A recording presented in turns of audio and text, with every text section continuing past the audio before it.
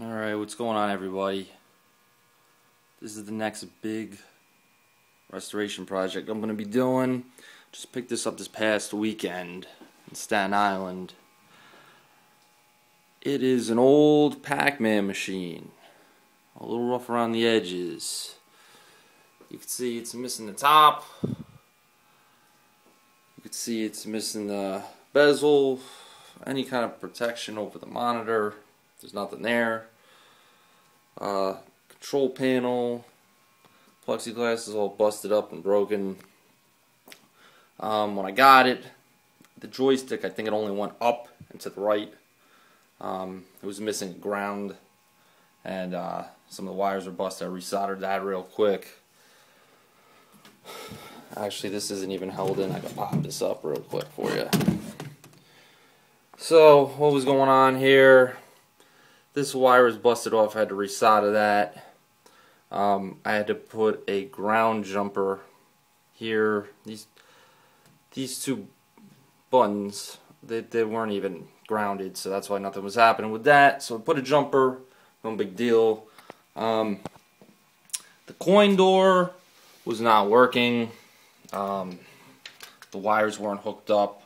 Just resoldered them real quick. No biggie. The mechs are still working. All these years later, still take a quarter, no problem.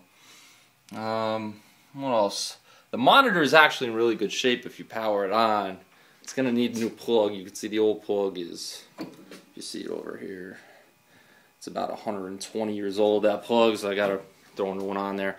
But it does power up. It does work. The monitor, believe it or not, is in pretty good shape. So, we got a lot of work to do. Okay, I just powered it up because I just wanted to show you guys the screen, see what's going on here. I mean, the first thing you could see is that it's a Pac-Man bootleg from back in the day, which is actually pretty cool because I've never actually owned one. I've read a lot about them. You could see the maze is different. You would never have the openings down here like that. Also up in here is all different. The second maze is completely blank. The screen goes completely blank, so it's kind of cool. It's kind of neat. Basically what happened was back in the day, you know, video game operators, they were dying for a new Pac-Man. So these hackers from Japan, they would just go out, they would change a couple ROM chips, totally hack the game, make their own mazes, and basically it was a way to bring kids back into the arcade. Hey, we got a new Pac-Man machine, give it a shot. And everything's a little off. The sound is a little off, you know, the mazes are different, everything's a little off, but it's a little piece of history, and it's actually what made them make Ms. Pac-Man, because the demand for new mazes and everything was so high. These hackers were in there, and Namco, or Midway at the time, said, you know, I better get in there, we better get in there, and we better make a new Pac-Man. That's how we ended up with Ms. Pac-Man. So anyway, that's a little piece of history. It's kind of cool. Just going to fire it up for a second here. Let's pop this open and just manually add some quarters here. There's no service switch on this baby because it's not an original cabinet. But start it up. I got to add a volume pot. Because currently there is no volume pot, it's just max volume all the way, baby. But you can hear the sound is a little off. It's just not the same. It's definitely a bootleg. But like I said, it's kind of neat. Looks like oh, there we go. We lost the fluorescent light for a minute, but that's alright. I gave it a tap. She came right back on. Let me power that thing off for a sec. I don't think anybody really wants to hear that thing blazing right now. But, yeah, so there's a lot of work that's going to go on. Basically, I'm going to get a new control panel overlay over here. You know, I'm going to see if I can get the original Pac-Man graphics. We're going to throw it on there. We're going to cut some new plexiglass to put over it. I got a new bezel coming in the mail that's going to go around there. It's going to cover it up nice and clean. Also, I need to do a little monitor work. You guys might have seen a little roll off on the right side of that screen. It kind of looked like a waterfall on the right side. So I have a guy that specializes in monitors, been doing it his whole life, so I'm going to yank that out, I'm going to bring it over there, and me and him are going to work on it on the bench. We're going to get that back in action. Oh, I got to get a top for this thing.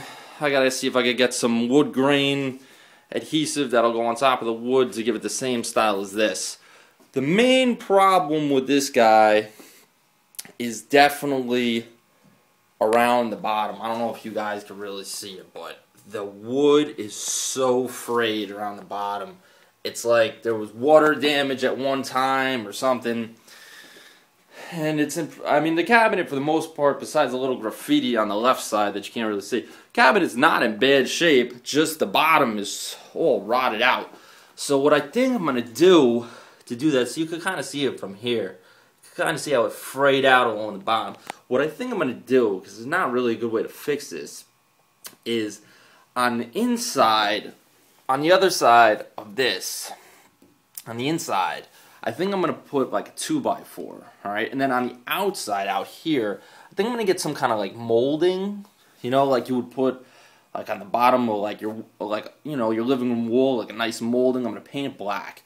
And that'll be about maybe like 4 inches high or so. It'll go across here, okay? And then I'm going to shoot some screws through, and it'll grab the 2x4 on the other side and kind of suck everything together, you know, and kind of give it some body again, you know, because right now this stuff is so brittle, you know. This is just like medium density fiberboard. Like, this is garbage wood. So like if I just tried to put a screw into this right now, it would probably go right through it. So what I want to do is I want to get the 2x4 on the inside, and on the outside I get some nice molding, maybe paint it black, and that's really going to cover up all this freight, and I'll go all the way around the cabinet with it, and it'll cover it up, and it'll also give it some more body once it sucks everything together. It'll give it a little more base, you know, for it to stand on. Inside the cabinet, I can't really see right now, it's a little dark in there, but very basic wiring. It's definitely not an original Pac-Man board, that's for sure. It's definitely a hack. In fact, I think it's called Hangley-Man, I believe it's called. I'm going to put a link where you guys can read about it. It's kind of funny. But it's basically the Japanese were trying to spell Hungry Man. Instead of Pac-Man, they were going to call it Hungry Man.